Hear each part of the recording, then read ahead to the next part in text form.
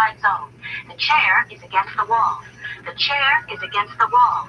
John has a long mustache. John has a long mustache.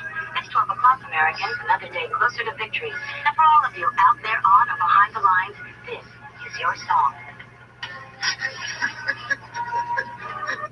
And welcome everybody to our daily gun show. Coming to you live every weeknight at midnight Eastern, and we talk about guns for about an hour. A little bit late tonight. Appreciate everybody sticking around for the late start. It is episode 857. It is a Tuesday. On Tuesdays we talk about our Second Amendment. We've got a couple of people joining us tonight. We've got roll call jumping in from Indiana.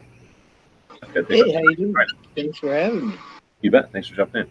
I don't invite you enough. I figure the people out east, I just throw invites out kind of randomly. So glad I caught you on a day that you're awake. And then Dead Horse jumping in from Utah. Thank you for joining in. Howdy. And it's 2A Tuesday, so we're going to talk about Second Amendment, I guess. But we were just kind of chatting a bit offline about some of the options that are coming for Hangouts or whatever. I don't know if you guys want to dig into that more or not. But I guess I was kind of starting it with... we still got a couple of weeks, I guess, and a lot of people are really interested in this, and they're testing things out and trying things. So I'm thinking as we get closer, things will get hashed out. Maybe that's the way I say it. We'll be able to have fewer options. Well, I definitely think that the more everyone plays with these, a couple runners are going to appear, right? So, and with people playing with these and stuff today, like what was the one, Yard? What was it? Something Yard? Something Yard, but I call it Duck because that big duck on it. Yeah, the duck one. So that duck one, Gun Snob was doing and stuff, and it was all right, but then the price tag, man, like that's just wow. That's what kind of threw me off of that one. Where at least that XSplit is. Like, how much was that one? Like $60 for a whole year? It was $60 for the year, but there was a sale on the 4th of July, so I got it for $44 for the year. So 25% off. It's $44. Oh. And then, so I figure if they're doing a 4th of July sale, they might do other sales. So I would recommend for XSplit, if you're going to purchase it, which you don't need to, because there are free options. But if you purchase XSplit, get the 3-month deal, which they offer. That's $25 or something. And then like if they do a Halloween sale or something, like take them up on a sale and purchase it at a year, at a discount.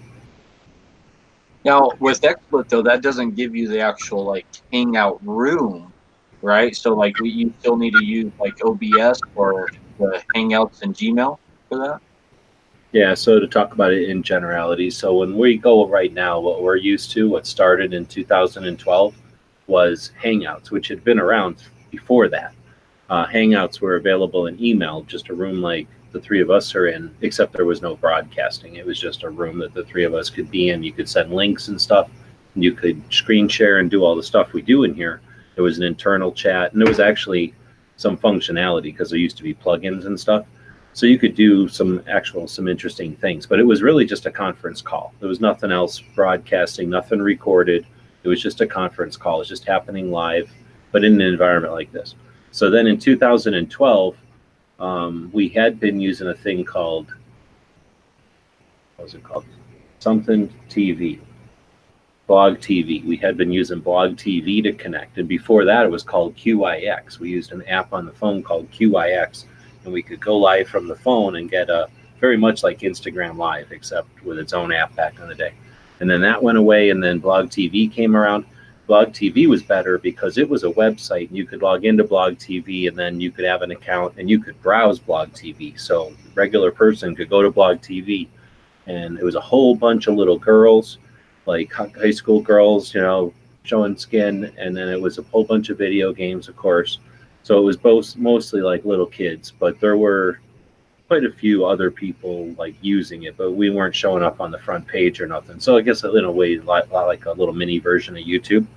But it was interactive, but only one person could be live, and then everybody else could chat. And then every once in a while, you could get, if it worked, you could get another person to sit in, sort of like a picture-in-a-picture guest, like live spot, and it didn't work very well. So that was Blog TV, and then it was in 2012 that we figured out you could connect a Google Hangout with YouTube, and that was brand new. That was brand new, and what you could do then is go into your Google, or excuse me, your YouTube, whatever control panel, and set up a live show, and then when the time came for that live show, you'd hit the live button, and you could invite people in, and it was a Hangout that could broadcast. And when it was over, you'd hit stop, and then it would go to your YouTube as a video, and that was amazing. So what they're going to do now, what is this, 6 years later, is turn off the ability for it to go to YouTube. So they're going to get rid of the play button and get rid of the on-air, off-air part, and then it's just going to go back to being a conference room inside of Gmail, I suspect. Now they're also going to make an enhanced version in their version of Office, like they're going to do an online Google Drive that you can pay for. I forget what they're going to call it, Google Works or something. And that's $25 a month, and you can pay for that.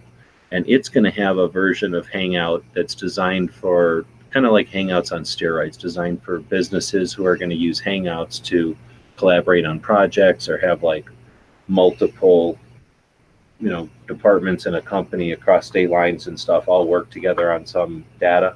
It's going to give them the ability to incorporate that kind of stuff into the Hangouts, and they're going to charge money for that and user licenses and stuff. So I think a lot of people think that Google's going to start charging for Hangouts, and that's not the case, because I don't think that conference call software is going to be broadcast at all. I think they're removing Hangouts from broadcast. So what that'll mean is on YouTube, we can still make a video and post it like always, make a video, upload it, and then tell it to go live either now or in the future. Or we can connect with YouTube via a stream key, that little stream key that we get all the time. And to use that stream key, you have to use some kind of software. Or there are now websites that will connect to that stream key. Now, the software or the websites that you connect to that stream key are only going to provide typically a connection to the stream key. They're not also including a Hangout room that we're talking about here. So yeah, when we go forward, things like OBS and what's the other one, XSplit, all they do is provide software on your computer that creates a stream to that key, to YouTube. Now they have all kinds of other features and stuff, but for the most part, what we're talking about is YouTube stopping the ability for this Hangout to go live on our channels. So we won't have a broadcast button anymore, and we won't be able to record this, and then it won't be automatically rendered as a video on our YouTube channels. So that'll change quite a bit. But we can still connect with that stream key to YouTube and go live on YouTube. And then when we're done going live on YouTube with that stream key, it'll turn into a video render and be on our, recorded on our YouTube channel, so we can move it over to GunStreamer or something. So we still got the tool of YouTube, and we'll still be able to use the YouTube chat, but it'll change how we connect to YouTube. So that's where, I don't know if that was too much info, but that's where we're at. We got OBS, which was a free thing to create a stream from your computer. Now we got XSplit, which everybody's looking at, and that costs $60 a year or $25 for 3 months. And that, again, creates a stream on your computer that connects to YouTube. And then we've got this new one called Duck or something, what was it again? I forget what it was. Stream something. That new one does have a version of Hangouts in it, which is kind of neat. And that's what I really liked about it, because what happens with the OBS or with the XSplit is that we have to have something that emulates a Hangout. Now, I think we're going to be able to open up a Google Hangout, which is this, without the streaming and everything. We'll just be able to open this, share the window on our XSplit or on our OBS to our YouTube, and effectively have the same thing. Only the host will have to run a separate piece of software on their computer. Have you looked at the pricing of the new Google Meet? Well, so the Google Meet, I believe, is going to be a paid version of Drive, which is designed to kind of compete with like Microsoft Office. Yeah, it's called G Suite. Yeah, it's going to be their Drive. So it's like spreadsheets and Word documents and PowerPoints. but then it's going to add this conference call feature, and it's not going to be a conference call that's broadcast like our YouTube channels are. It's just a conference call, period. And I don't even think it records. So it's just, I think they're going to just offer this suite, that Google, what'd you call it, Meet, which is a part of the new Google Office suite. So I think that just is a happenstance, and I think they're awkward and dumb about the way they're announcing it. But I think what'll happen at the end of this month in August is that we just won't be able, we won't get that start broadcast button anymore. We'll be able to open this room from our Gmail. We just won't be able to open it from YouTube. And then if we want to go live on YouTube, we'll have to use the stream key. That Meet sounded pretty. Some of the features of that sounded kind of neat. Where let's say you don't have the phone data capability to get into one of these Hangouts, they give you a call-in number, so someone can still be in here, but through a telephone call.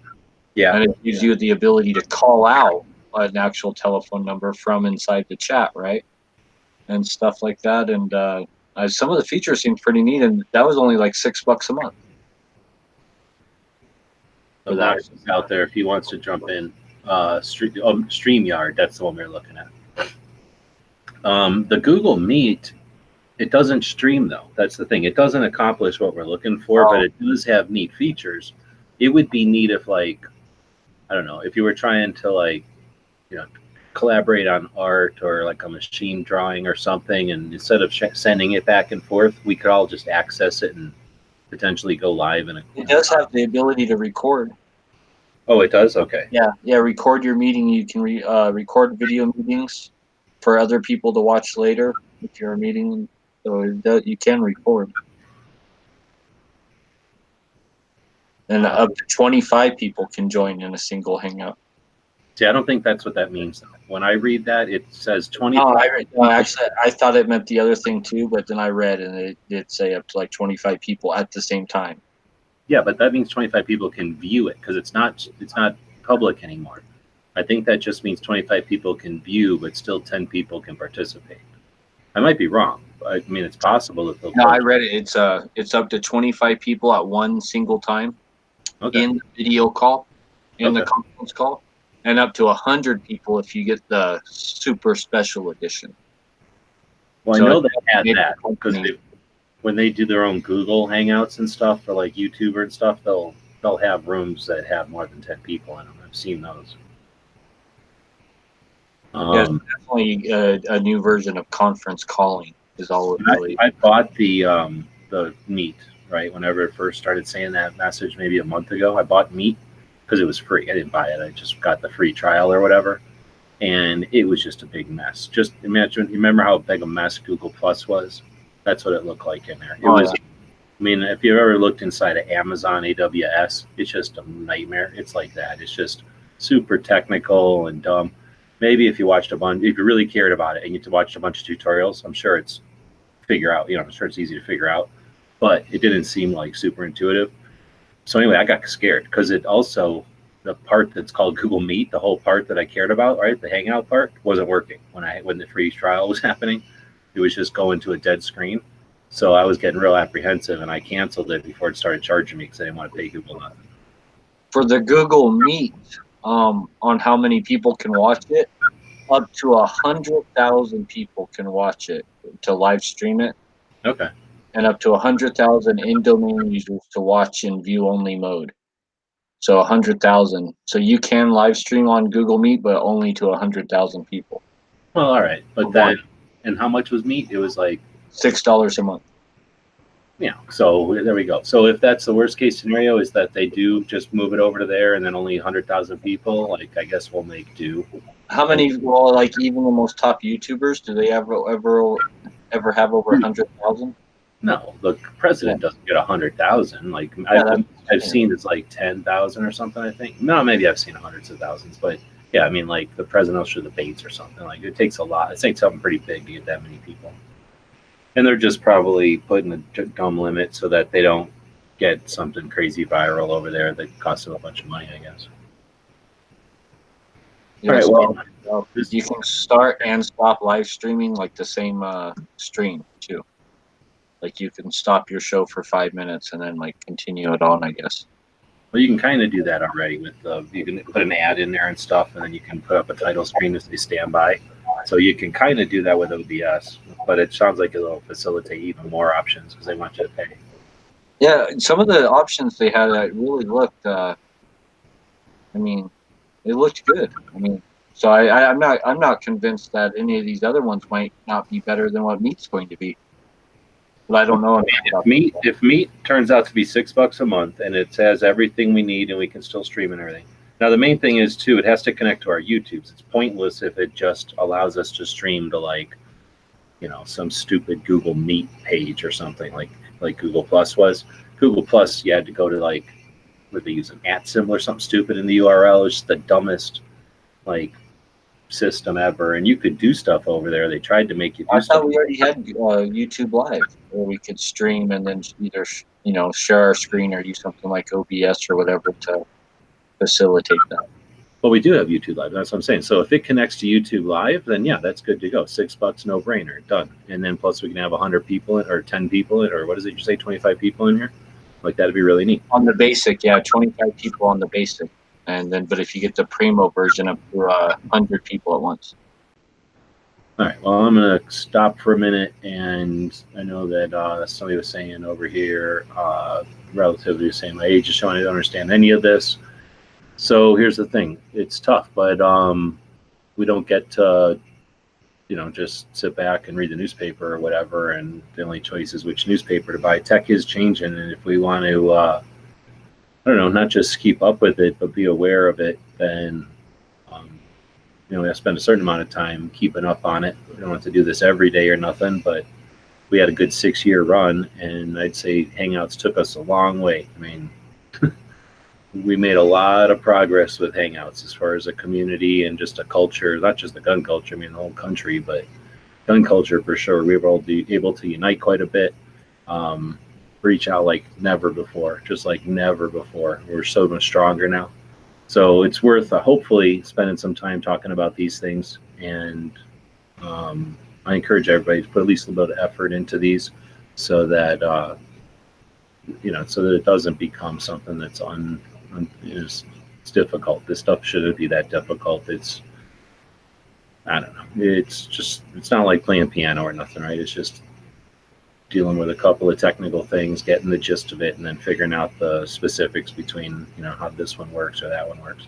It's kind of like driving, right? Once you figure out how to drive, who cares if you're sitting in an Audi or a Jeep or a Chevy? You figure out the dashboard pretty darn quick. All radios have different buttons, but we figure them out pretty quick. Attempt to do that with this internet stuff, right? Try to think of it just as a car dashboard. We're all trying to just communicate online, and things are going to change. We go from radios to cassette players to CD-ROMs to plugging in our phones to listen to music, right? So some people jump on that stuff. Other people don't bother with that stuff. But if you buy a new car, it ain't going to have a regular, cassette player in it no more. You got to kind of either deal with it or be aware of it. And that's all we're hopefully giving everybody a bit of awareness of it. And if you want to dig into it, we'll nerd out on the 2A workshops or in Clover's chat. But there are definitely some neat tools. This OBS that we're talking about and the X split that we're talking about, they are really some neat tools. I'm going to be able to do some neat stuff with the Daily Gun Show, knowing those tools now. And once everybody kind of gets accustomed to them, we'll just see a lot more useful stuff on the screen. They're going to give us the ability to put more stuff on the screen. And once people get the hang of that, it's like having new instruments, new paintbrushes. We'll be able to use that stuff in all different kind of creative ways going forward. Well, I'm probably going to butcher this, but the thing I like about Hangout is it's not like really a program that I have like downloaded to my computer that's running and all that. It's like they're basically hosting that program, right? I'm just linking to it. And I'm worried about my computer power of running a program like XSplit or some of these other ones, like bogging down just my little laptop or even my old laptop. I mean, those not even being good enough to run this, or having issues running these programs because they're a massive program actually running and downloaded to your computer, right? No, you're right. That's the big thing, and that's why this stream. What the hell is it called again? The one that we were playing with today, the duck one. That's one of the advantages of it is online. It's not a Yeah. software that you got to download. So that was And kind that's of why it's so much money. exactly, because they're paying for the processing exactly. And honestly, what Clover was apprehensive about it is how long are they going to last? Because anybody can offer something like that, and if they don't have a good business plan, they're not going to be there that long. Now, on the other hand, it's just a tool. It's not a new platform. At least that duck thing. It's not really a new platform. It's just a tool to give us some ability. It's not like a gun streamer or like a gun tube where we're going to be storing stuff. It should work with those. Hopefully, the streamer and the tube will figure out a way to plug into these streaming software things. But you're right. The problem with OBS and the problem with XSplit is even more so for me. They won't run on my computer. Both of those use your RAM, right? The part of your computer, like the arms of your computer that do all the juggling and manipulating of stuff, that's your RAM. So you can have real big, strong RAM, but these things use your video card's RAM basically also. So your video card, has its own little brain and its own little arms just to do your video stuff. And if you're playing a video game and stuff, that makes the video game faster. But I don't have that kind of video card. I have an old-fashioned video card in this old-fashioned computer. So the XSplit literally just glitches. It doesn't actually run well. It doesn't run at all on my computer. So that is a problem. And that means that, well, some people, are running nicer computers. It won't be a problem. But for some of us, we'll have to either figure out a different option, which will suck, be something weaker. Yeah, I don't run a super nice computer because I don't need it. There's nothing I do where I can take advantage of that, really. As long as videos, that's about the most intensive thing I need it to do is stream a YouTube video for me, right? So I'm not one to spend a lot of money on a computer. All my laptops have been like $350 laptops. Yeah, well, that's all we're talking about. We're not talking about a gaming computer. We just need to buy a $300 laptop today instead of a $300 laptop 5 years ago. It's just the way that things are changing. And again, it's not fun and it's not practical or economical, but we are all using old computers and the internet is getting faster and there's other things that'll be nicer when you got a new computer. But yeah, that's the thing. So that duck thing might work for people in the meantime, because again, it does keep the processor power up off your machines. And there's really not too many downsides of it. It's not perfect, but there's really not bad parts about it, except for the cost. All right, so I think we're running that through. Nobody's saying anything anymore.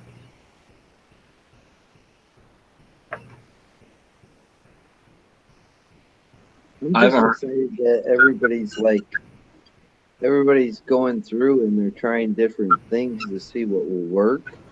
So I'm really excited to see what we come out with everybody testing each individual program and see which one would be the best one and which would work with each one of our computers in the sense.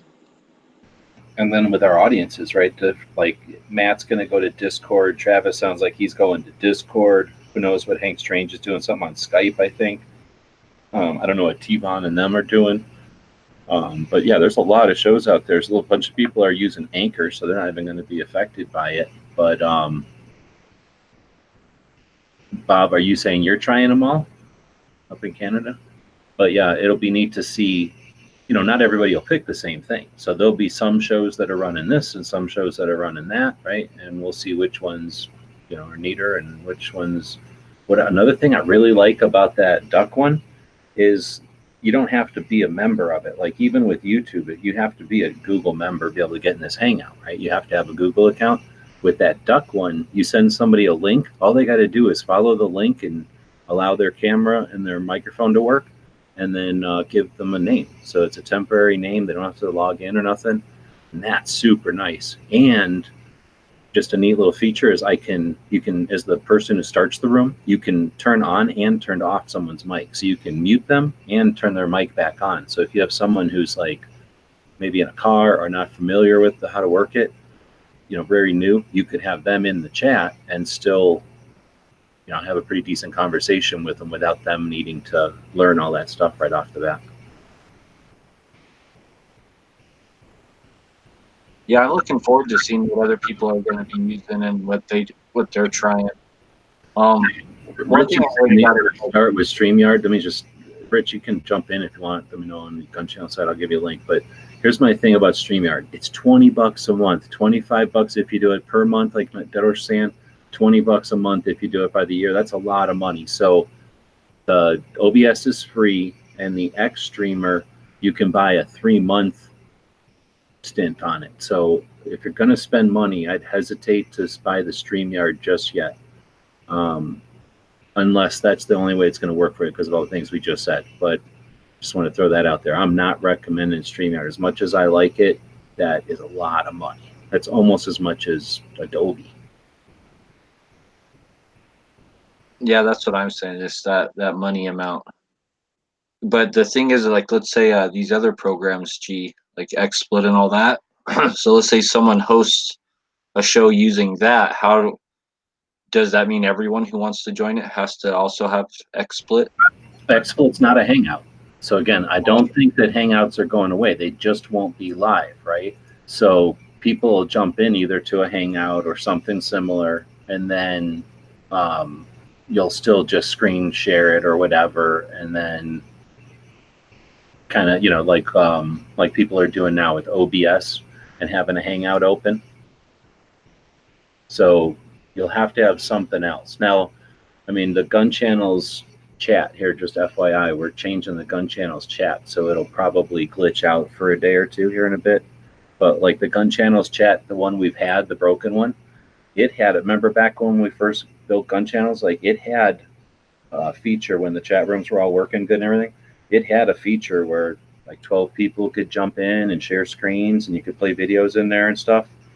That was using an old chat system.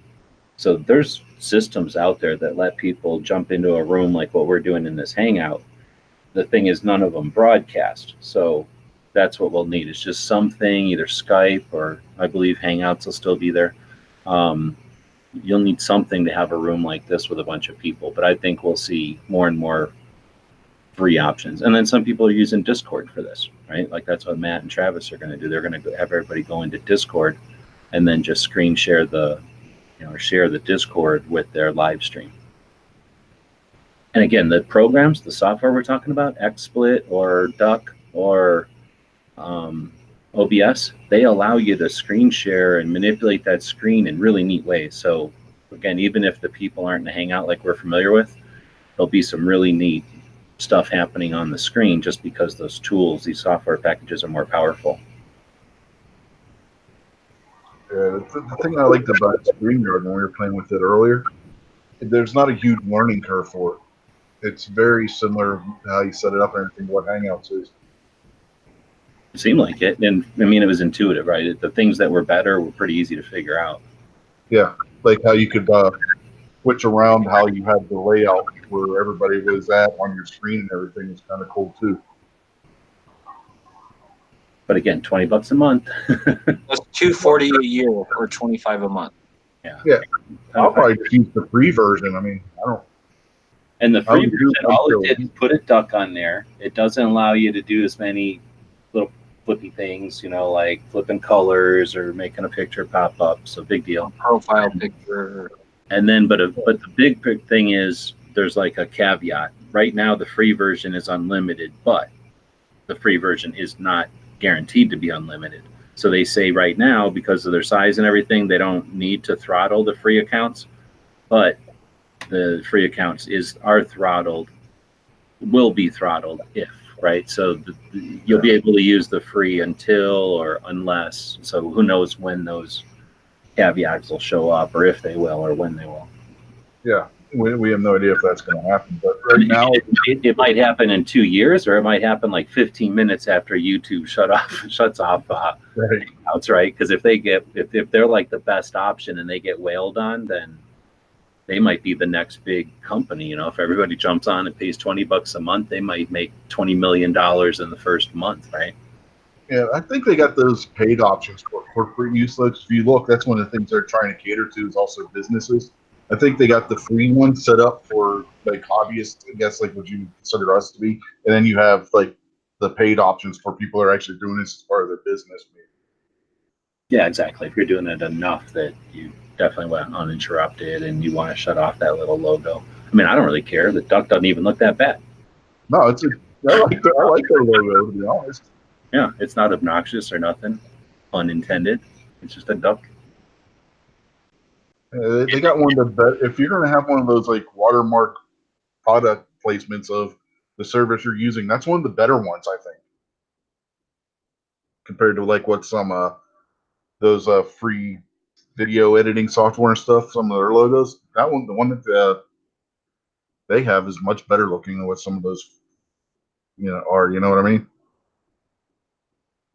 Well, and that's the other thing is with any of them, it sounds like they're all really made for video game. I mean, that's what they started with, video game sharing, video game, the kids watching each other play video games.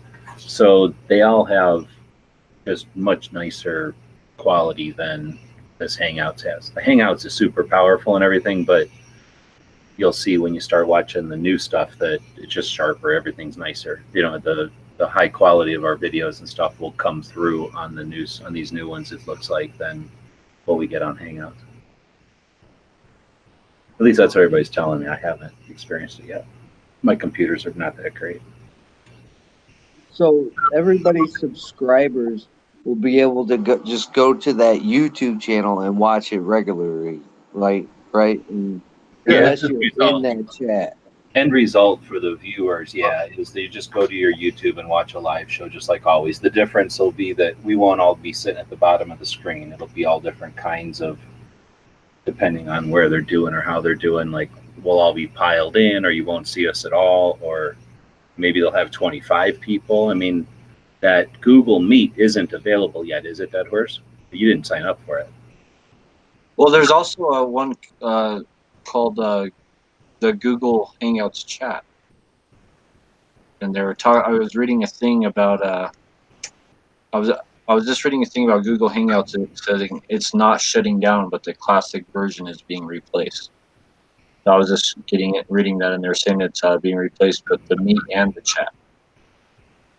Oh, well, if all of this ends with them just doing nothing and just changing the name of something, then whoever the hell Google is needs to be standing there. Somebody needs to kick them in the nuts because that's messed up.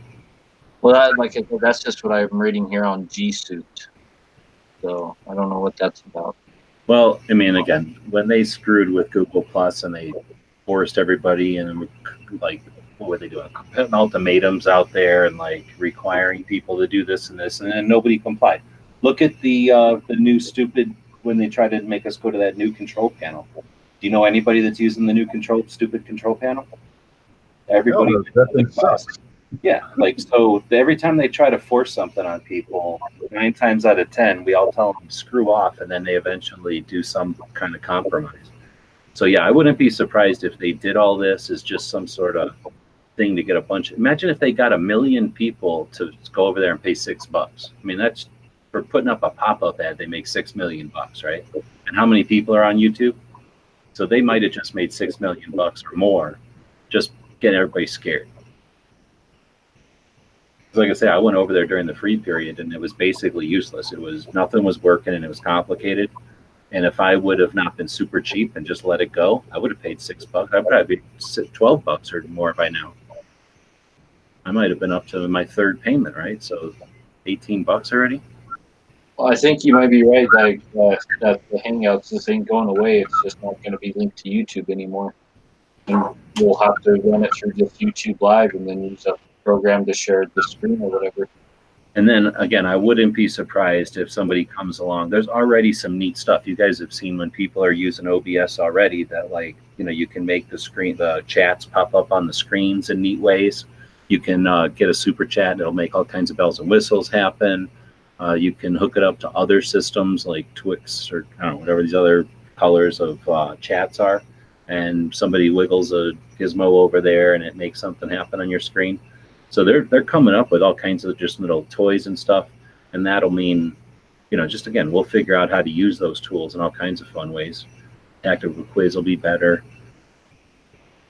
Have some kind of a chat battle on different platforms now. two different platforms battle it out. But even just the production of the shows, you know, that all we ever had on Hangouts, if it worked, if we were lucky, is lower thirds. And already that's blown away with OBS and XSplit and that other one. You know, just being able, like the production value, is that what it's called? When you can like just control what's on the screen, and if you want it to be an image, click it's an image. If you want to have 12 images stored so you can do something, you know, just the consistency and the production will just go up a lot for everybody once we figure out how these tools work. All right, well, I threatened to stop talking about this a couple of times, so I'm going to stop talking about it already. And I'm going to go over to where I've been working on today. Get it to open up Minuteman University. So getting ready for the Gun Rights Policy Conference coming up, and I'm working on the 2A history project. And I figured I'd do sort of an update since it's Tuesday. And it's not a lot of frills here. You know, I try to keep it bland, I guess. You know, just pretty much words, because it's mostly just getting information across. So the Minuteman University project, the idea is it's skills and resources for advocates. So we got skills and we got resources. We go down and look at the menus here. You got the skills section and then the resources section. In this menu, you got the skills and then the resources.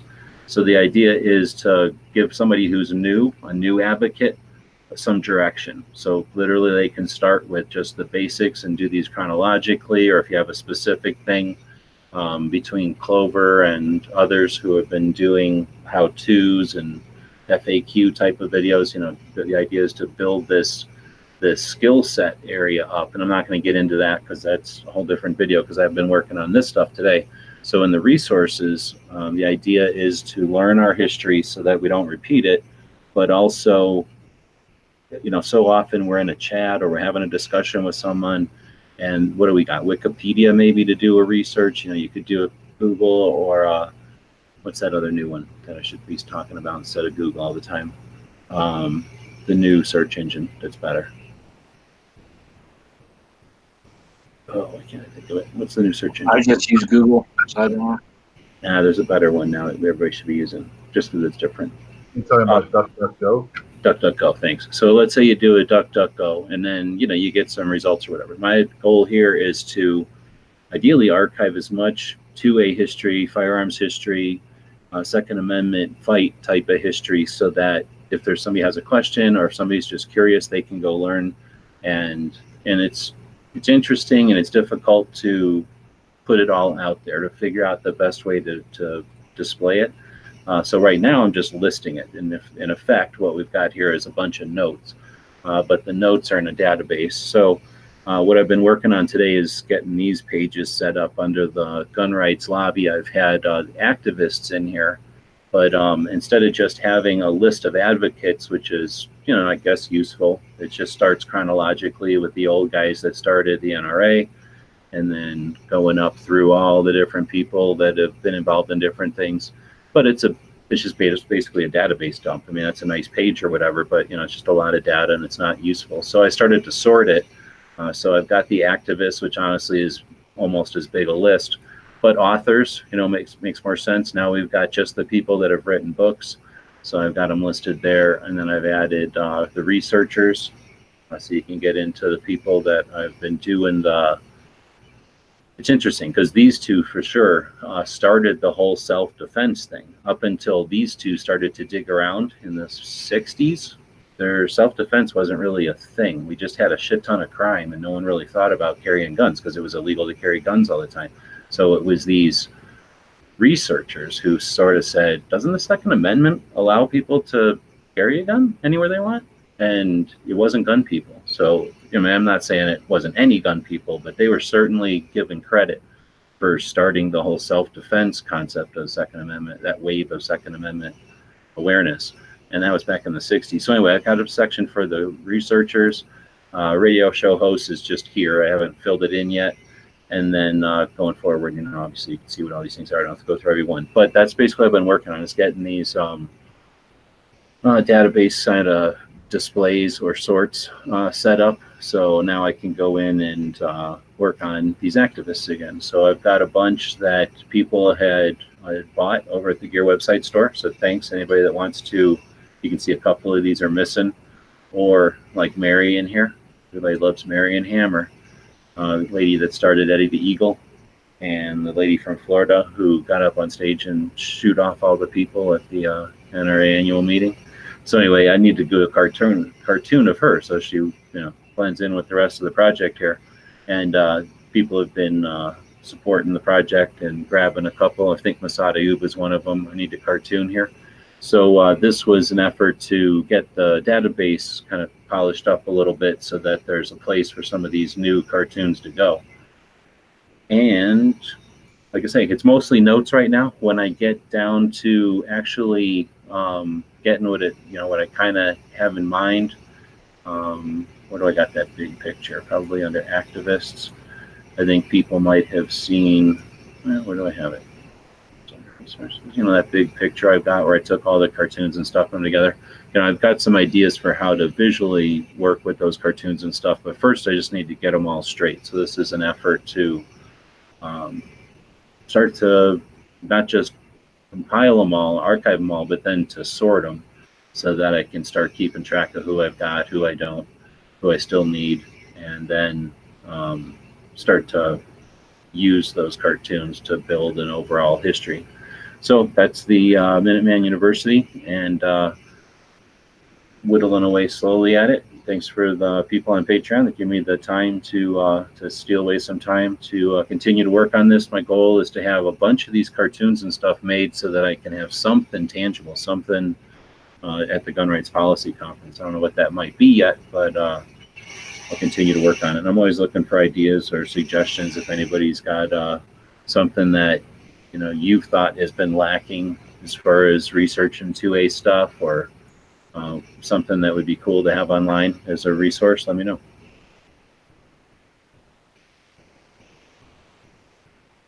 That's pretty cool.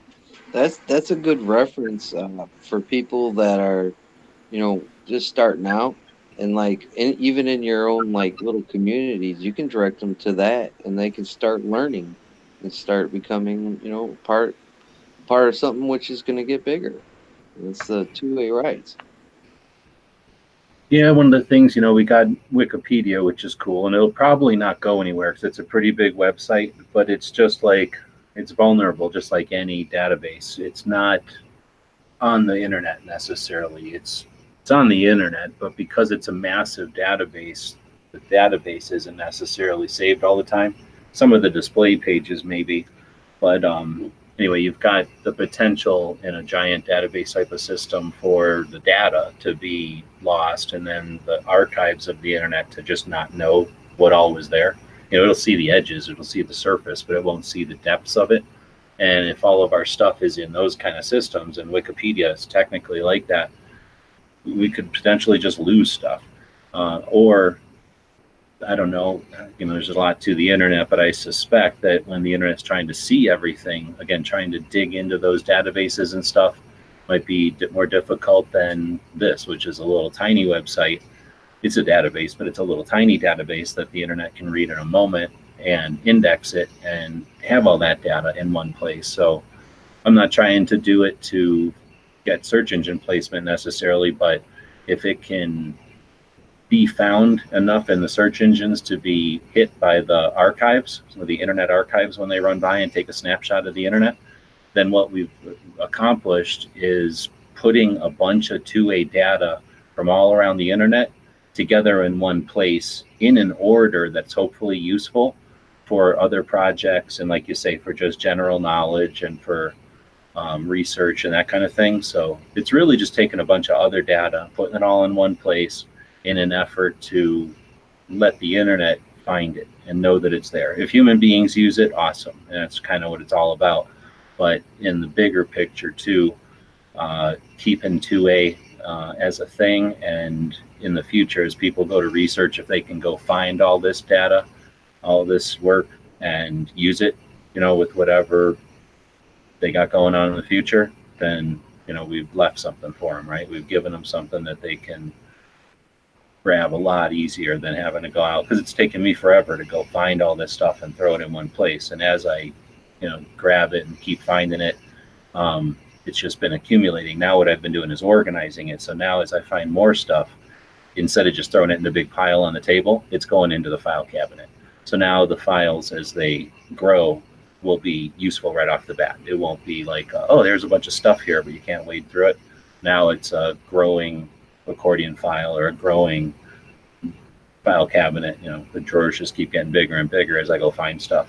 And that's what I'm saying. I'm going around and finding new 2A advocates, finding researchers, podcasters, people that are making our community what it is, doing little bios. I guess I didn't show. The whole idea there is to do a little bio and then, again, to do something so that we have this stuff archived and so that we know what people are doing out there. So if somebody's thinking, what can I do? Get a little inspiration and see, well, maybe there's something missing. Maybe this person's doing this and she's doing that, but who's doing what's in the middle? And now that gives somebody some new insight, right? To attack something in a new way.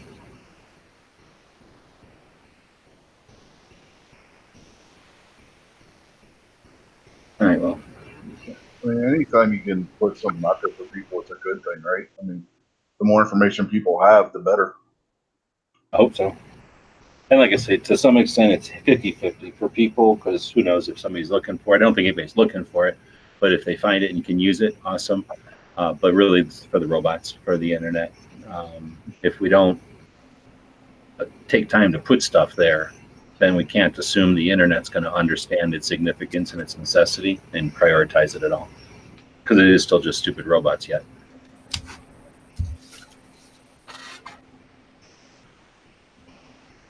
All right, so I'm just jumping in here. Any other 2A topics for today? Got all kinds of 2A stuff going on. Now we're cleaning up every second matters. Do you got an early watch tomorrow, Dead Horse? No, not probably till next Monday. You gonna do a lobby though?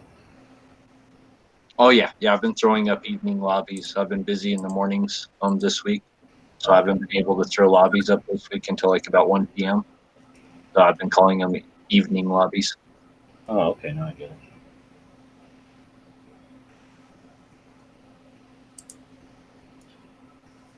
Heard that Virginia, something going on in Virginia. They were trying to push something. It got curbed and ignored till next session. But I think that's the nutshell. And then that guy who said he was going to nuke everybody or whatever, and everybody was going on about, that guy withdrew. So he's a super anti-gunner that is out. Think that had anything to do with his anti-gun, or is that just because he's weird and crazy? He's just weird and crazy. He said some weird things other than just the gun thing. But the Virginia thing, the governor tried calling back their legislature while they're on break or something to take up a bunch of gun laws that he wants passed, and they basically gave him the finger. From what I understand, what happened. And I'm hoping that that's an echo, right? Like when that is once that news goes around, that's an indication of like, oh, maybe gun control isn't the drum to be beaten right now. Well, listen to this. Hundreds of gun control activists and gun rights protesters who had packed the state capitol after lobbying and demonstrating all morning were stunned. Gutless bastards. One who shouted from the House Delegates Gallery. So they were talking to the gun owners, calling them gutless bastards, I think is what that's saying. Well, no, to the people in the representatives, I think, right? He was yelling that at the representatives. It says gun control activists. Oh, it says and gun rights protesters who had packed the. They didn't consider a single bill all morning, though, is what ended up happening, and then they adjourned after 90 minutes. And I'm not sure if that means that they can come back and vote again tomorrow, or if they're just like that means till the next session, or what. From what I understood, it's gone. It's a done deal. Like it was ignored till next session. Yeah, if they adjourn the session, that means they're done.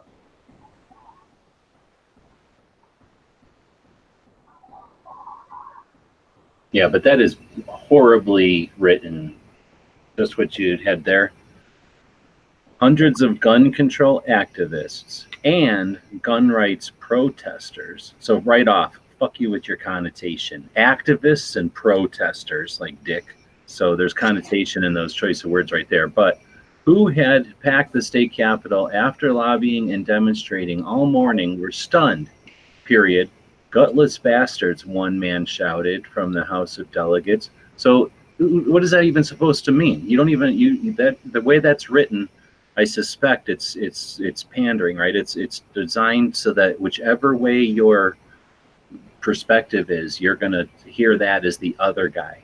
Like, oh, those bastards are yelling, and you know what I mean? Like, there, it doesn't say one or the other, so it's letting the reader determine. I think that's weak. And that whole like activists and protesters and lobbying and demonstrating. Fuck you. It's supposed to be reporting, not trying to sway. Yeah. So I don't even know if that even tells us anything. That just kind of says a bunch of people showed up. We think these people are better than those people. And here's a bunch of words. I'm more than likely, because they're being so vague, that was probably one of their side that yelled that out, right? Otherwise, I would guess that would have been one of the anti-gunners that shouted that, because if you look, it says that the vote went along party lines, and it was 51 to 48 in the House of Delegates and a 20 to 19 in the Senate, which means that it was along party lines, which means you had one side voting against the laws, which would have been the Republican side, and then you had the Democrats all voting for it. So there's probably, I would say it's an anti-gunner that was yelling gutless bastards because the Republicans wouldn't vote for the anti-gun bills. Yep, and they would have, and this guy, this coward reporter would have definitely said, and the pro-hate gunner yelled, right? Yeah, I mean, it's a New York Post, Washington Post article. I mean, they're not exactly a bastion of Second Amendment support. So it says, quote, the Republicans in the state are totally controlled, 100% controlled, by the National Rifle Association. Senate Minority Leader Richard L. Saslaw fumed at the Capitol's marble-lined hallway. Again, Are they like they can't? It's pandering to uninformed people about things that they don't understand in a way that they will jump on the bandwagon based upon buzzwords such as National Rifle Association and 100% controlled Republicans, like stuff like that. I don't know. It's just propaganda. Seriously, he literally writes the words, 100%. Like, that's such, it's like editorial. It is an editorial, not an article. Yeah. Well, thank you, Washington Post, for being so awesome. Anyway, so that's a win for Virginia, even if it was a close one. I guess that is insightful because at least it lets us know that it wasn't a victory. I was assuming it was a slam dunk. It looks like it was just barely a majority vote. So nothing to write home about. In fact, something to double down on. It means that they almost won. And that was something like quite a few anti-bills all wrapped up, right? Yeah, they were going to vote on more than 30 bills, the thing was saying. I don't know if all of them were about gun control, but I'm sure at least a few of them were. Yeah, every one of those bills were after the thing that just happened in Virginia Beach. So they probably had like silencer bills and all kinds of stuff in there then, huh? Yeah, there's all kinds of crazy stuff. I live in that area. I live just to the north of Virginia. I live in that small section of West Virginia between Maryland and Virginia, and we hear that on the news all the time. There was 30, if I remember right, all of those bills were all anti-gun provisions. And basically, a lot of it was redundancy. You had like 2 or 3 people in the House of Delegates and 2 or 3 senators all proposing very similar bills. It was like they were throwing stuff at the wall, seeing if any of it was going to stick at all.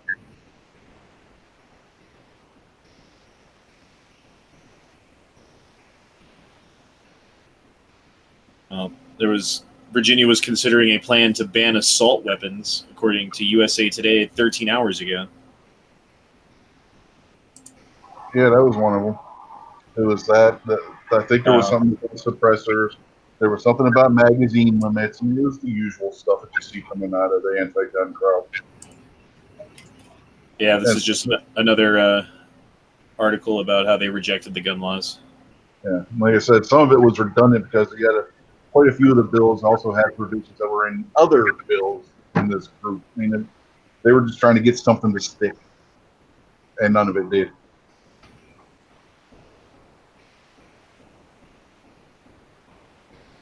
Gun control supporters had hoped that the special session would energize their efforts nationwide to turn the tide against the corrosive influence of gun lobbies today, of the gun lobby.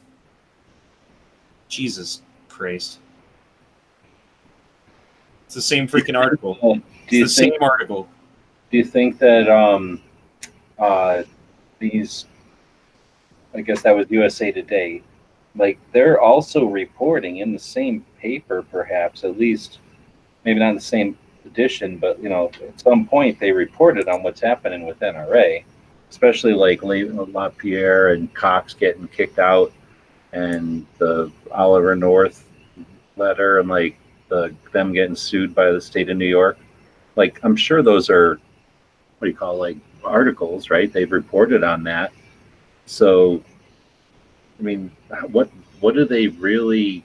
What's that saying about what their opinion of their reader? Where they're like, NRA's in turmoil and it's all screwed up. Pause. NRA is strategically creating this situation in Virginia. Like, what do they think? Like, the NRA is all powerful, but also a buffoon.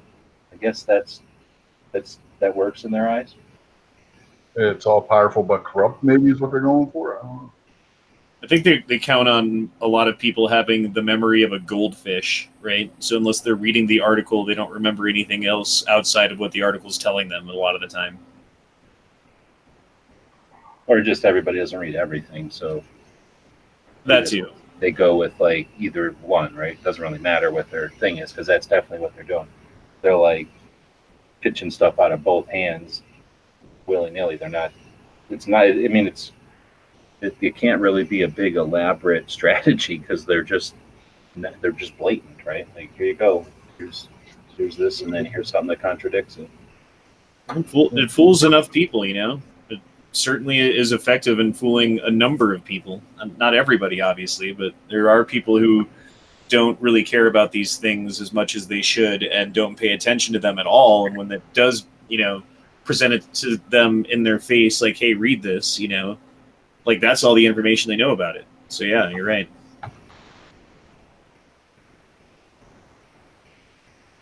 Yeah, but realistically, name something. There's nothing, honestly, except maybe the world wars. There's really nothing, and not even our newest. I mean, we've had the longest running war now that we've ever had, and no one even pays attention anymore. Like, they figured out how to do war at the same time that nobody cares about it or whatever. But except for world wars, name something that everybody gives a shit about. Not even Christmas. I mean, there might have been times when Christmas was pretty widespread, but you know what I mean? There's nothing that this country gets 100% behind, except for maybe a world war once in a while.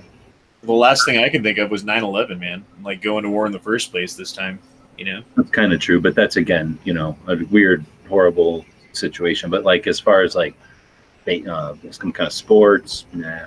Like big holidays, nah. President stuff, a little bit. Not like, there's no, I don't know. So, to get us all motivated for stuff, I don't think it's realistic to think that everybody's gonna, is I guess what I'm getting at. And I don't know. I mean, do you get frustrated when you present information and no one,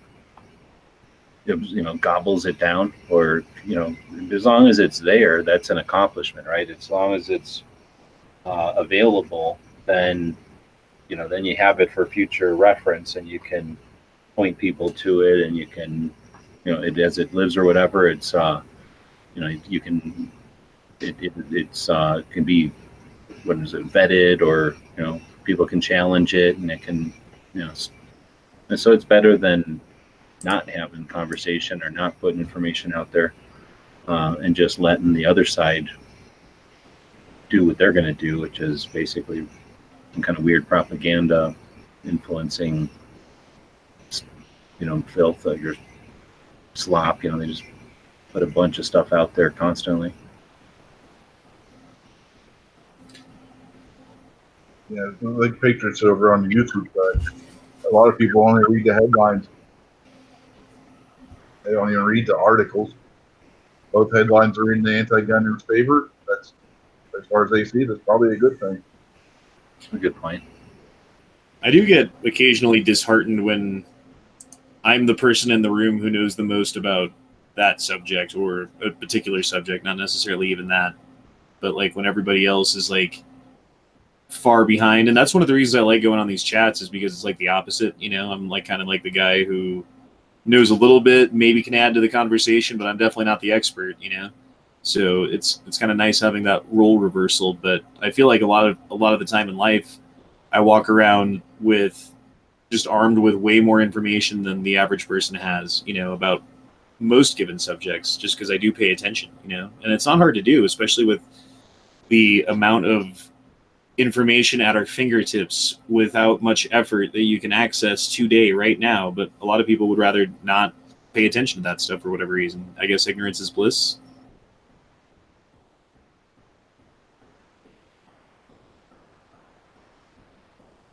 I mean, if we all knew we had some kind of issue with our health, then in 2020 hindsight, we would have said, oh, we should have spent all our time worrying about that. At some point, again, we got 360 million people here in 50 different states. I don't know how many cities there are, how many counties, how many neighborhoods. Is there any way to even know? I guess you could probably look at like Amazon and get some idea of how many hobbies and interests there might be. But I mean, it's got to be some kind of crazy factor. I don't know if I've ever even seen somebody try to quantify like how many hobbies or things people do to entertain themselves or waste time in this country. Because we're pretty rich, right? And we're like pretty, whatever you call, like diverse, or like we're the melting pot. So it's not like we have just one culture and we got like some weird wood thing that we play with, right? Got a bunch of weird shit and we keep developing stuff. So yeah, just think about all the stuff that's going on in this country. I mean, I'm sure if you looked hard enough, there's probably some sociologist who went and looked at all this stuff. Like take you while find it. Now, I don't know if this is Monday stuff or if this is something else. And too bad Clover's not here because he'd probably dig into this. But I've been listening to this book on tape. So everybody knows Angry Platypus, used to be Angry American. On Match Chats, right? So he used to live in Pennsylvania, and now he lives out in Phoenix, and he's always doing stuff on Instagram, and he's been acting like he's reading books. So I was like, what are these books you're reading? And then he told me about one of them, and I tried to find it on tape, and I couldn't, but I could find a different book that the author wrote on tape, and that's the one I'm listening to. So I guess it's, I don't know if I want to call it like marketing or business or like inspiration kind of thing, because it's kind of like a lot of business books are really just not really motivational, but like just good practices for like life type of thing, like just be nice to people and be happy. There's most of the things that make you good in business are just kind of obvious, right? It's like 10 Commandments type of stuff. So it's this book, and it's a lot of interesting insight. A lot of times they're examples, right? Like examples of somebody who's done something which proves a point or whatever. So anyway, that guy's got some interesting stuff, and this particular book is about being weird, right? As far as a marketing person or somebody who's trying to influence or trying to get people to understand, right? Like trying to educate a bunch of people, all those goals, right? He gets into this concept of the bell curve. Everybody's familiar with the bell curve? Yep. And how it can be applied to so many different things. Yeah. So if you think of the bell curve, you've got a line that starts on the left and goes up, and then it reaches some maximum, and then it comes down to the right and goes down again. And you can apply it to so many different things. Like for telephones, you could say the people in the front are the people that are buying the newest telephone. They're going to wait in line and get it the day it comes out. And then as you go up that hill, you get the people that are going to get it second and third. They're going to get it pretty quick, but they're not going to wait in line. And then you get to the people that are, buying a new phone every couple of years. And then you get to the top, and that's just people who are, next time my phone breaks, I'll get one. Maybe I'll buy one with my Christmas bonus, but they're not jumping over hoops to get it, and they're not waiting in line, right? That's the majority of people. And then you got coming down the other end, like, oh, I'm not going to that new tech, right? You can't force me to do it. They're going to hold out, and then you finally get to the end of that bell curve, and those are people that aren't even maybe using cell phones yet. Like they're, the far end, the opposite of someone who's an innovator or someone who's looking for the new thing all the time. So that's just the bell curve on a telephone. You can do it with school, right? You got your kids that are getting A's and B's, and everybody else gets C's, and then a couple of kids get D's, and then some kids failing, right? So that bell curve can be applied to so many different things, right? So this guy's whole theory is, and I've only listened to the thing once, so I'm not going to be able to say it verbatim. I'm just going to give you the gist of it. That bell curve is stopping. That bell curve is not gone, but it's not as applicable today as it once was for many things. And for example, think of like a car. Back in the day, a car used to be black. You got a car, and you got it any color you wanted as long as it was black, right? And then after a while, you could get it in like 3 different colors. And then after a while, it's crazy. And then like now, you can get cars that aren't even painted yet. Like you can just order a car in whatever color you want it, right? So, that's the idea, I guess, is that there was a time when it was necessary to do mass marketing and kind of bland consumerism, like one size fits all, because at one point we had, nothing. It was like, hey, you want a car? Here's the car. Like, or don't have a car, but that's your 2 options. Then after everybody had a car, it was like, oh, I want this particular car. I need that particular car. And then you get to a point where the car isn't so much the thing as like now, like, people are customizing it and whatever. The car, the vehicle part of it is a given. Now people are like going into the, extreme modifications and whatnot, personalizations and that kind of thing. So I guess the same thing applies to like, I don't know, spaghetti or something. Like for a while it was like, hey, you want like to eat or not? And then it was, oh, do you want to eat spaghetti? Because we got spaghetti here. And then it was like, well, in order to get spaghetti out there, we're going to put it in a can and it's going to be this way, period. And now people are not required to do that. You can go buy spaghetti on Amazon and cook it and buy sauce and you can grow it. There's like a million different ways that you can make spaghetti. And his suggestion is that it's going more towards that. And if you follow me with that, and you agree with him that the bell curve is shifting, it's not a bell curve, it's flattening out. So there's way more people at the beginnings, and there's way more people at the end, and there's way more people in the middle.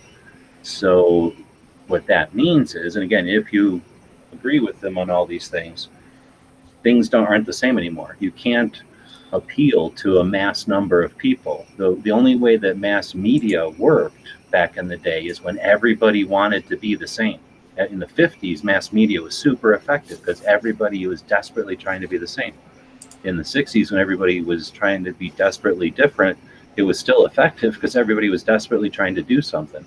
But as we go into new kind of age, again, if you follow this guy, if you agree with him, it's going to be less and less effective to target groups. You can't mass market to people anymore. It's going to be more difficult, and because of that, you'll have less influence from single entities.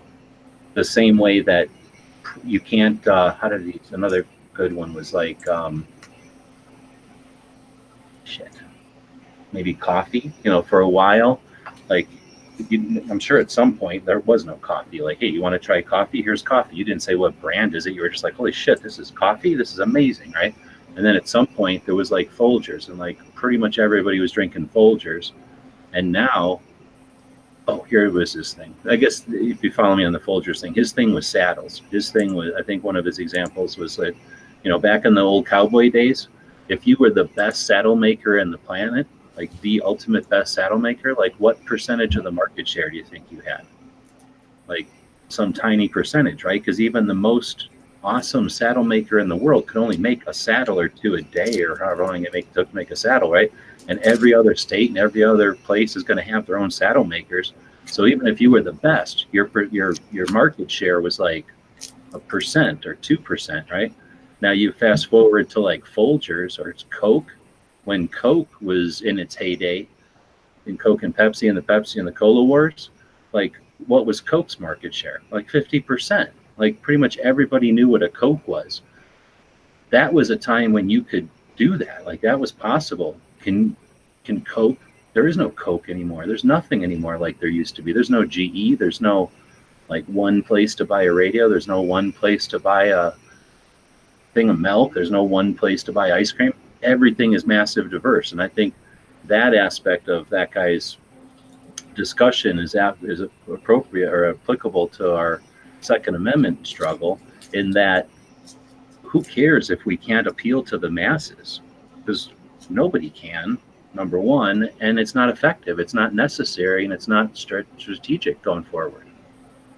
We just need to effectively reach those who are active. So you're saying basically that by each of us in our own way doing our own thing in our own weird and different niche, let's say, that we're each reaching out to a slightly different audience, and by doing that as a collective, authentically, but by doing that as maybe a collective of some kind, or through gun channels, let's say, with some sort of a but not even that, just writing message that you want to say. Not even that though, because there's no allegiance or like anything necessary other than like a respect for the second and an awareness for the second. Honestly, that's all that needs to tie everybody together. But you're right. I think that's it in a nutshell. That this guy was like, in the future, there is going to be no like appeal to the mass. Like it's just going to be appeal to the niche. And if you are in a niche, you pretty much know it. And then, I mean, you know what the niche is, and you know what appeals to it, and then effort in what your interests are. And I mean, we see that, I think, with YouTube and shit, right? I mean, there's YouTube channels that are way more specific than any boring television show could ever be.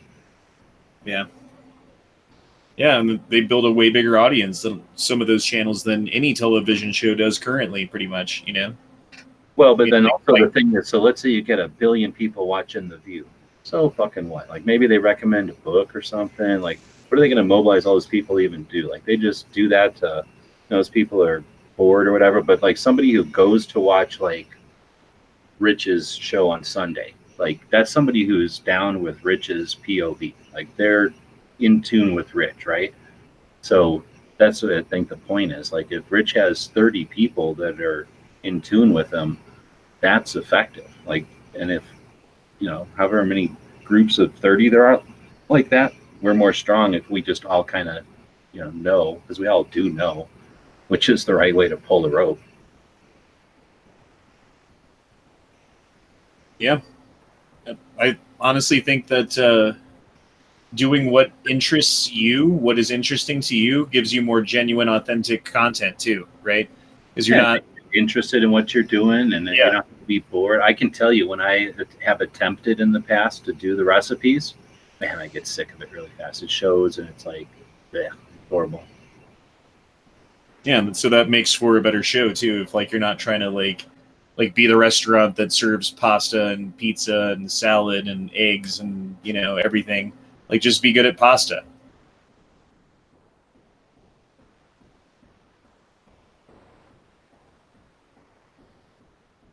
I'm looking forward to the new systems too, because that Duck one, at least, their terms of service was like, anything you do is on you, leave us alone. So I'm thinking we can do a lot more sampling and sharing screens and viewing stuff and like commenting on it. Well, and it's funny that you were saying like there is no Coke isn't Coke anymore because it's not, they don't have like the 40% of the market share or whatever it used to be. Like it's now much smaller market share, a larger market, but a smaller share of it, right? Right. But then you look at companies like online like YouTube and Google and stuff like that, which seem to kind of have that that cornered, and for now anyway. Which So did AOL. So Yeah. there's nothing about their Which- situation that makes them unique to capitalism that you can't appeal to everybody. It's just you can interest everybody occasionally, right? But they don't offer enough to make everybody appeal to everybody. I don't think. Yeah, I was just going to say there's still examples where the old paradigm exists. That's all. Yeah. One of the things We're still alive from the days when there was no internet. I mean, we're not even that old compared to old people, and we're still kicking. And we remember newspapers and having to pick up phones and having to go flip a dial on a television. Like we can remember dumbass shit way before the internet. So, yeah. Yeah, cradle modems where you actually had to dial your phone and then sit it on the modem if you wanted to connect to the forerunner of the modern internet. I mean, it'll take some time for the old paradigms and stuff to move, but at least, and again, I don't necessarily say I agree with everything this guy's saying, but it was an interesting perspective, and I think it summarized that idea that I've had for a while, because I don't know, just from my perspective of watching the game on YouTube, it just gets boring. And that plain vanilla stuff that appeals to everybody is really boring. And now that they've changed the 10-minute thing, I don't know, I don't watch a ton of videos, but I've watched more videos. And I don't know if you've noticed, but there's a lot of like, and then, and then they'll repeat themselves a couple of times, and then it gets to 10 minutes and they wrap it up. Because you literally get more ads in 10 minutes. You got like 2 more ads or something. So your rates can go from like $1 to $3, $1 to $3 when you stretch it from 8 minutes to 10. And not just in guns or nothing. I mean, I see that all over YouTube now. It's like 10 minutes everywhere, and there'll be like 2 minutes just flashing stupid pictures or really slow looking at something, and it's like, bleh. Like I just don't like it when they're appealing to the game or whatever, to the recipe. Yeah, there's a channel I watch that covers like professional wrestling. They used to do one show would be like a review show of whatever wrestling program was on the night before, and then it would do another show. That'd be like wrestling news, like rumors, if anybody was injured, that kind of stuff. Now they've taken that review show and combined it with that day's news show so that they get a longer show out of it.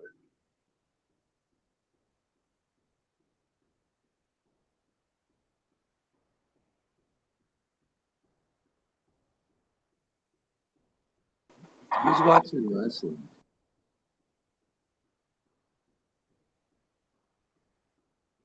Vandalist is saying it'll be interesting when things like Google don't have ubiquity. I agree. I think it'll be a stronger internet.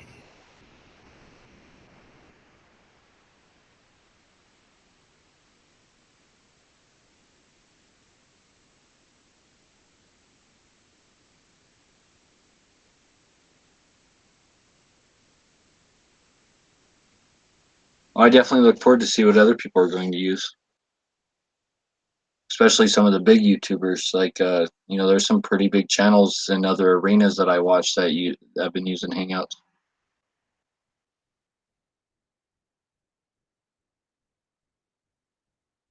Yeah, I think Hank Strange went to OBS and Skype, if I remember right,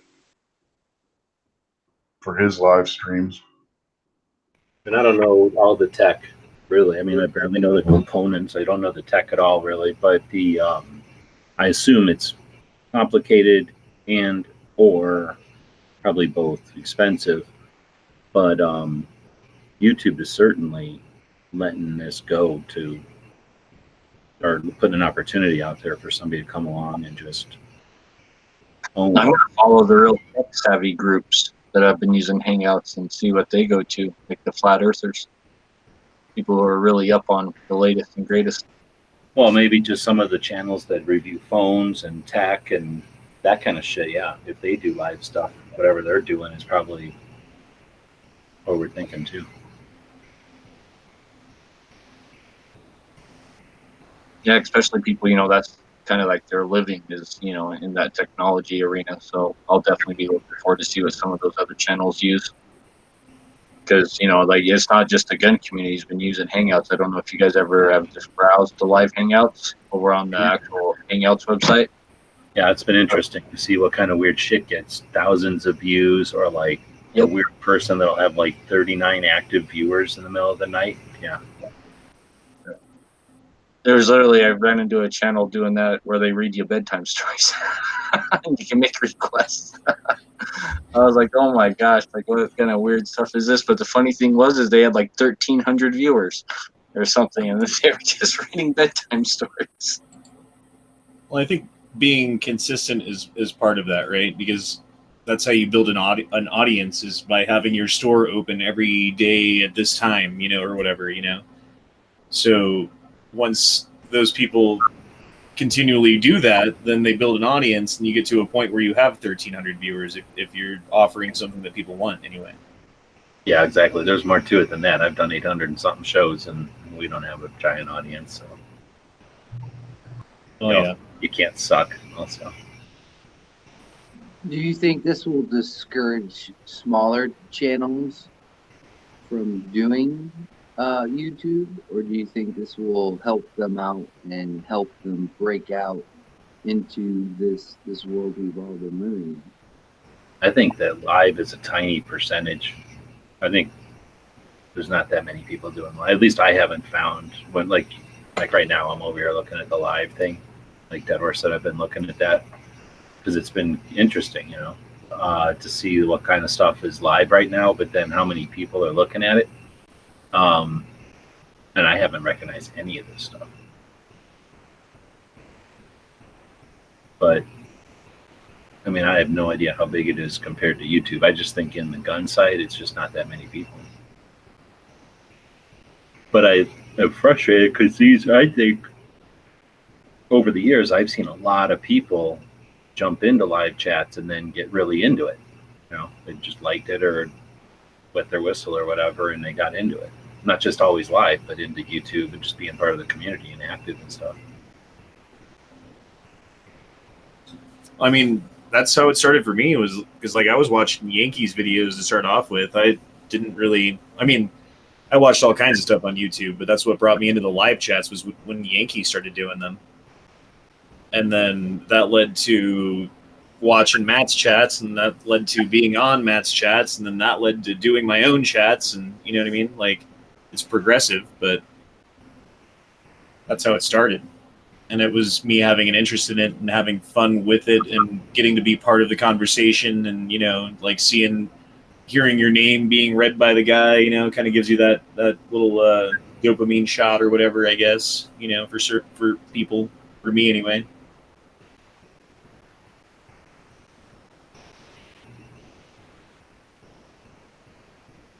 So this is some sort of little baby thing. So maybe some people run this so their babies fall asleep or something. 3,000 people watching a little baby cartoon. And then 9,000 people watching some sort of, I'm screen sharing right now, some sort of video game thing. And 300 people watching some other kind of little baby cartoon. 3,000 people watching this little baby cartoon. And then 100 people watching space. Go to the How the Universe Works channel. There'll be like 1.3 million watching that. Like it plays 24 hours a day. Mm-hmm. Like I fall asleep to that all the time. I figure some of these, like, let's say in a waiting room, they got to put something on and they don't want to put on stupid television or something, so they can put on a live stream of space, or like, like, or maybe like in a office somewhere and they just have it on this like white noise. That's why I figure a lot of these things have like a bunch of viewers, because they're just on for 20, because some of these things are like 8 hours long, or they're even longer. You know how you can glitch it and go 48 hours or whatever.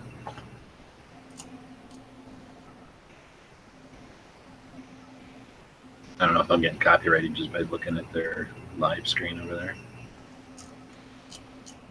But anyway, so yeah, the live streams are a lot of people's experience into this conversation. Because otherwise, if you just looked at YouTube by itself with produced videos, it's just a shit ton of presentations. Like maybe some people are like, I want engagement, so I'm going to ask a question in my video. What kind of handgun do you like? What fucking holster do you want to buy? And then people chat in there. But for the most part, it's presentations. Here's what I think. Here's what I think. Here's what I think.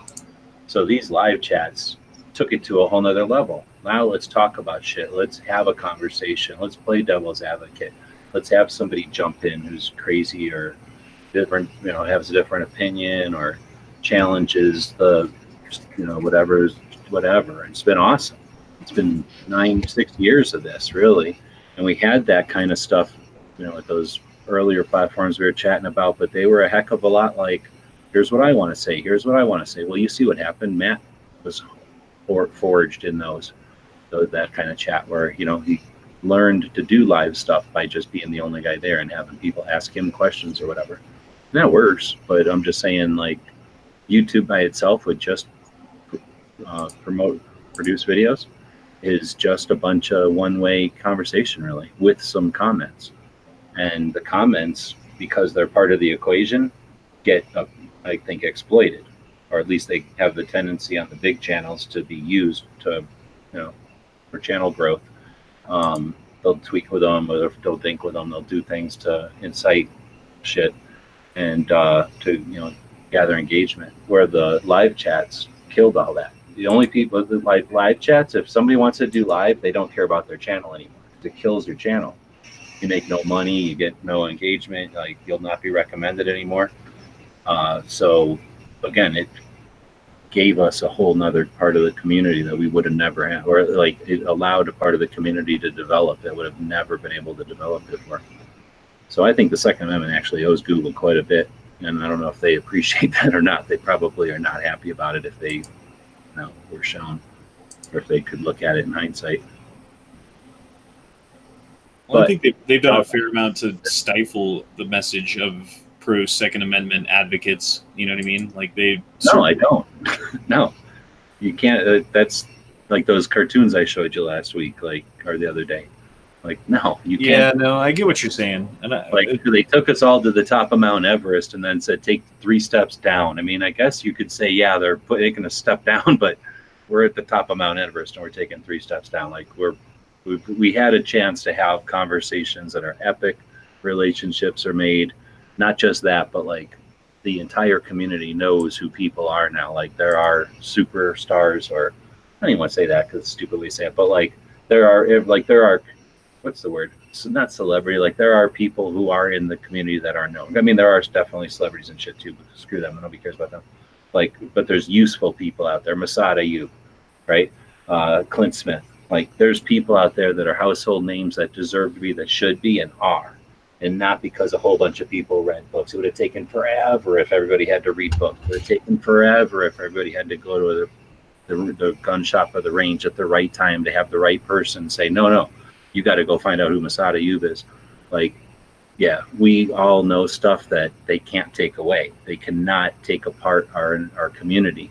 And if they attempt to do something that screws with us, what are we doing? We're already scrambling as individuals to keep the conversation going, to keep our fabric together.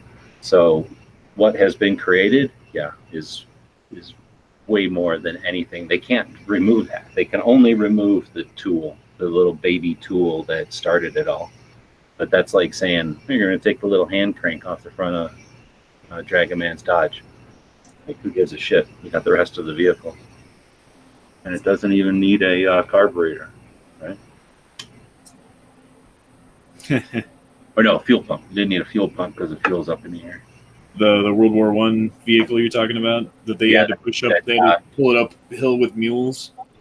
Oh, I don't know about that. The one that's right underneath that big giant flag of Utah. Yep. Yeah. It had been pulled by horses because it was going to fill the gasoline to the engine. Oh, I didn't hear that part. So it was so weak that it had to go up hills with a horse, you're saying? No, it's because the gas tank had to be higher than the engine in order for it to feed. So it was like literally stalled. It was gravity fed, yeah. Oh, man. So if you were going up downhill's fine. I wonder how long it took them to just figure out to put like a hand pump in there for hills. They just went really, really fast before they got to the hill. Yeah, you just run up. That's where the cops would always be, speed traps at the bottom of hills. Hey, where are you going in such a hurry? I'm trying to get out this hill, you fucker. All right, well, so anything else, Second Amendment?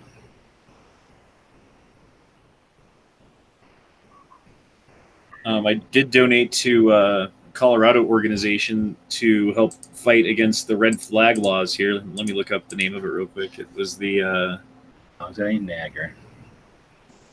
Here's the thing about Colorado.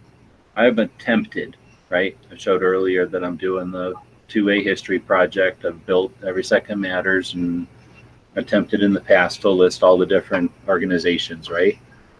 And it's easy enough when you start chronologically because they all started at a certain time or whatever. So that's how I attack it. And then that's not necessarily easy because you got to know what they all are, just I want to know what they all are in order. Great, but you need to know what they all are, right? So whenever I feel like I've got, or I think I have a complete list or a fairly complete list, I'll do some different kind of search out on the internet, for blah, blah, blah, or whatever, 2A activists or 2A organization. And every time I do that, I find another Colorado one. That's what I'm getting at. So I found at least, I think of, and I'm not saying I remember all this off the top of my head, but there's like 3 people who claim to be responsible for the impeachments after the magazine bans, and then have created organizations. And if I remember right, there's 3 of them: Dudley, the one dude, and some other guy. And then there's Nagger, which, like, I've been around the gun rights policy conference now since 15. So for longer than that, 12. I forget when the first one I went to.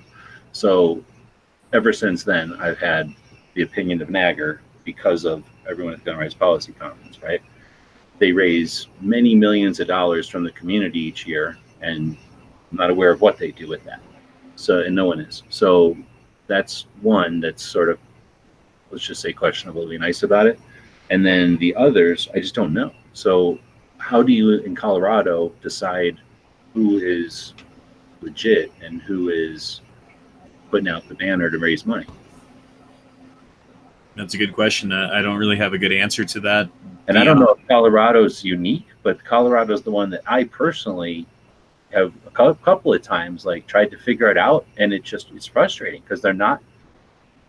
And I don't know what all the organizations are, and I keep finding new ones. There's like 5, and they all started after the impeachments, and then I think it might have been a situation where 2 people started one, they had a fight, now there's 2, from the one or something. And then when that happens, it's not like anybody puts an about page and says we got in a big fight, now we're this organization. They just start an about page and never say anything about the whatever happened to the first one. Well, why I gave these guys a little bit of money was because they specifically had a fund for hiring lawyers to fight against the legal battle with regards to the red flag law. At least that's what their website says. So, and it's the Rocky Mountain Gun Organization, RMGO. Okay, I think I got them in Every Second Matters. Check. Oh, also, there's a machine gun shoot done by Dragon Man. I think he was saying September 15th and 16th. I don't know if you have that on your events page or whatever, but you should definitely add that. And I'm going to request time off of work and make sure I make it to that too. And then what is that all about? Just a machine. It's he's got all those machine guns, and that's the time every once a year, I guess, he takes them out and lets people shoot them. So you can pay some money. I don't know how much it is. I didn't even ask. You can have machine guns throughout the year, so it must be some other, you must bring all of them out or something.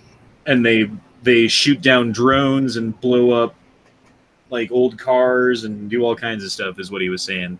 He didn't specifically say, oh, this is the plan and this is what we do and this is the agenda. And no, he just said, oh, we do all kinds of stuff, just like the Schwarzenegger films. That sounds like something Dragon Man would say. So yeah, I'm going to try to make it to that. All right, maybe I don't have it in there. I could have sworn I had one on Rocky Mountain Gun Owners. Well, talking about Dragon Man, you said something about on your video about wanting to get a Stewart tank. Did you say if it was the M3 or the M5? I didn't hear which one. Just it was the guy was getting a divorce that he was buying it from and needs to get rid of all of his stuff because his wife's going to take half of it, is what he was saying. So he he said he had a Stewart tank, so. Yeah, because there was 2 different Stewarts from World War II. One was the M3 and one was the M5. One was a scout tank, and I think the other was a medium tank. But They were basically shaped the same, but they had different cannon and armor. Yeah, I'm not sure. He did have that cool Russian tank, and then he had the old American tank too out front. The one inside was what, a 254? Did he say was a page of drive? Yeah, he said it was it was 12 and a half feet wide or something like that. Yeah. And the door to get in and out is 13 That one feet. was like 6 inches short. Yeah, More 3 inches on narrower each than the door you have to drive it through. Yeah, that would be a tight fit for a tank, I tell you. I mean, if you hit the wall, it takes the whole wall out, you know? Yeah. It's not like a car where the car stops. All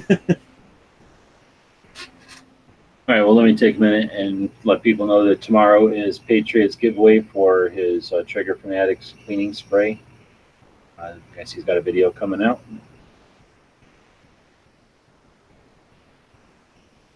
That's tomorrow, Wednesday. Rick will have his show tomorrow. Sounds like Dead Horse will have the lobby starting in the afternoon.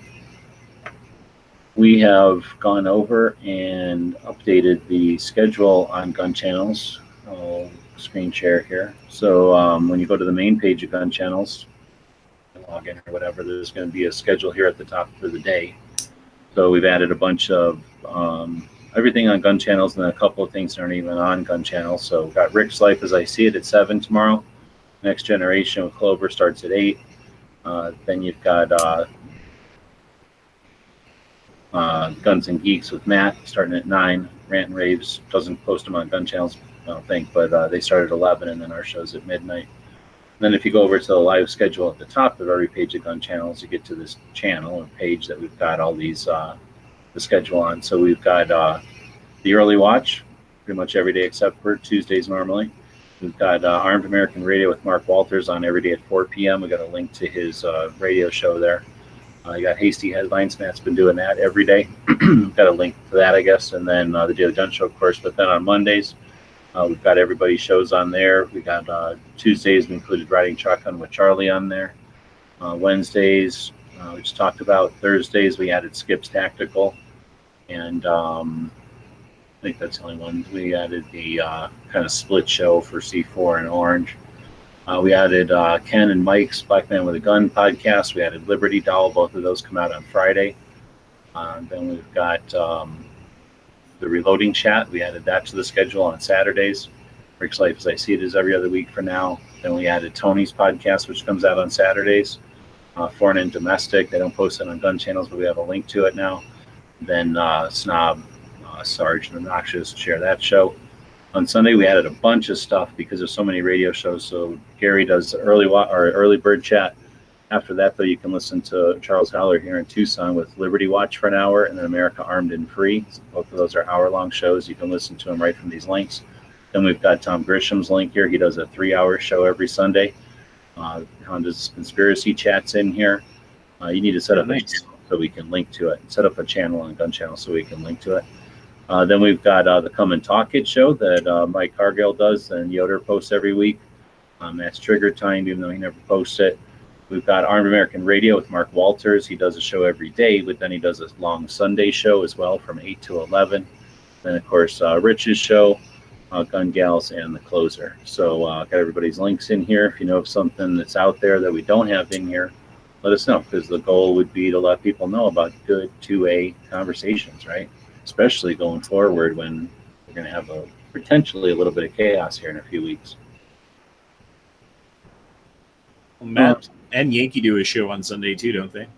Yeah, they never post it on here, so I don't post everything they do. But since we didn't do this yesterday, I'm going to go down to the events here too. If we scroll down the main page of Gun Channels a little ways, you get to the kind of a summary of some of the upcoming events. Looks like Dead Horse put in Shoot Talk.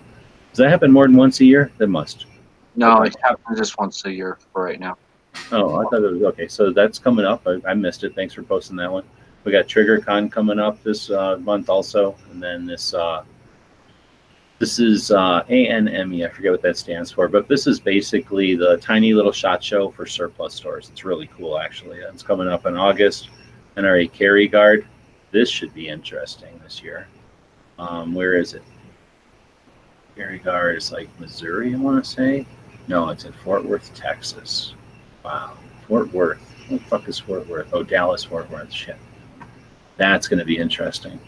Then we got the Bullpup Shoot, which is in Illinois, coming up in September. The Creator Summit with Tyvon and Armament and Axis. That was his name is Armament. And then we got that's in Ohio.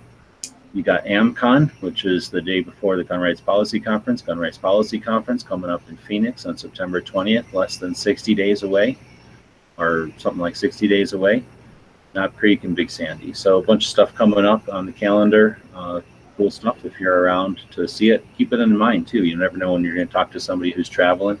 If you click on the events at the top page in any page on Gun Channels, you'll get that list plus all the other stuff that's happening for the rest of the year, all the way up into 2020. So it's one of the features we have, one of the tools we have on Gun Channels. Anybody can post an event the Second Amendment related. You never know if it's something that, again, somebody's going to be able to attend or mention it to somebody who's traveling or lives in that area. Boom. I think with that, we'll wrap it up. Thanks to everybody for joining us tonight. I have 18 people still watching in the middle of the night. Anybody else want to plug anything? Make sure you check out that machine gun shoot at Dragon Man's. I'll make sure to add that onto that list, man. Yeah, it's good. Be cool.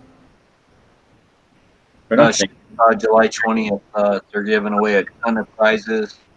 Last I heard, they were still looking for volunteers and still had room for vendors. You're talking about Shoot Talk? Yeah, Shoot Talk, July 20th. So it's an awesome event. Like, what else can I say? You get to go there, shoot all sorts of cool guns from Silencer Co. and all sorts of cool suppressors, and, you know, it's just a lot of fun. I bet. I can't even imagine doing something like that in Utah. Next month here in August, I think it's 17th or 19th, it's somewhere in that area. The one volunteer fire department in this area is doing a big gun thing at their fire hall to raise money for the fire hall. It's in Short Gap, West Virginia, which is near Ridgely, West Virginia. If anybody's going to be in the area around that time, it's $30 a person. It's listed as being some kind of party or something. They're going to add more information as it comes up. But according to what some people were saying, they have giveaways and stuff that you can win. So if anybody's going to be in the area again, check that out. I'll put as soon as I find out more information, I'll put that over there on the events page. Right on. Patriot saying goodbye. I don't know why he's saying he missed it. He was here for most of it. Then Pew Pew is saying something about not getting a lot of people for the premiere. Yeah, that can be frustrating. I don't know. You put those premieres up. It's not like they promote it. So I don't know how the alerts go out for those things. I don't get very many people to my premieres either. And some of them, like the museum show, I had those up for weeks ahead. So it's not like they do anything to promote them, I don't think. But post them on Gun Channels. Honda posted his over here today. Let everybody know a couple hours ahead, so they could be aware. Yeah, I'm wondering if some people don't realize what premieres are. Where it's when the video premieres, obviously, but then you also have that little side chat. I wonder if some people don't realize that there's actually interaction with other viewers, and they just think, "Oh, we're putting this video up for the first time," kind of thing. You know what I mean? Yeah, it's not like enough of a thing yet. And I don't even know if it'll stay being a thing. I think it's kind of neat, but yeah, nobody knows what it is. Then they don't know the idea of being there at that time, right? Well, I mean, I tried to promote that and get as many people there today as I could. And the cool thing about it was, like, as people, okay. Well, as people, right? What's that? You had like 18 people. That was pretty decent for the middle of the day. I think I had like 24 at one point, but yeah, I mean. But the cool thing about it was when people had questions like, "Oh, like how much did this cost?" or whatever. Like if I knew the answer, I could answer it. You know what I mean? And it gave people like an extra way to get information out of the video, other than just watching the video. Yeah, exactly. I don't know. I thought it was cool. I mean, I'm probably not going to do like all my videos like that by any means, but if I have another big one like that where I'm like doing like a big tour, or it's a big long video, or if I go to SHOT Show or something like that and make a big video about it, like I could see doing that again.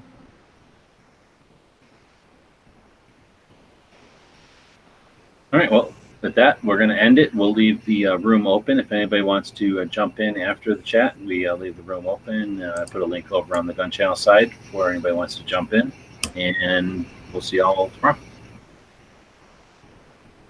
See you. Bye-bye. Details of gunwebsites.com encourage you to take a CCW class every year, practice at least once a month, and carry every day. Thanks for watching gunwebsites.com.